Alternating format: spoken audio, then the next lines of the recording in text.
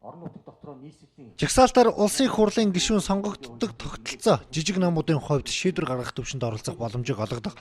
Тухайлбал аль нэг жижиг намаас 2 хүн тойргог сонгогдож улсын их хурлын гишүүн болвол жагсаалтаар 1 хүн улсын их хурлын гишүүн болж ордог байгаа. Харин одоо энэ боломж хаагдж байна гэсэн үг.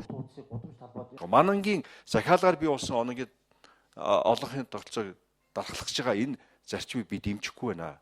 Би магадгүй ганцаараа ямар нэгэн тойроос гарч магадгүй.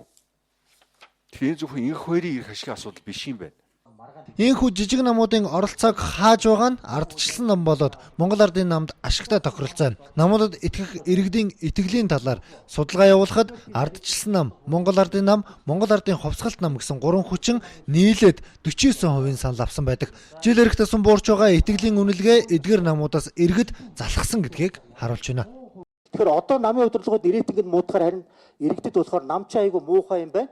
Тийм учраас 76 жижиг рүү оруулъя гэд гишүүдийн ард нуугдаад гишүүд нь муу ажиллавал за манай энэ гишүүнийг би дараа жилийн сонгуулиас сольчихно гэд ингээ нам нь хариуцлагагүй байдлаар явдаг энэ буцаад систем рүү орох зам руу хөтлөж байна. Жигсаалтгүй сонгуулийн нэг гажиг нь 2000 оны сонгуулиар харагдсан байдаг. Тухайн үед Монгол Ардын хувьсгалт нам нийт сонгогчдын 52% санал авсан. Энэ нь улсын их хурлын 97% буюу 76 суудлын 72-ыг нь авч байсан байна. Ингээд сөрөг хүчингүй, шөөмжлөх хүнгүй 4 жил төр барьсан байдаг.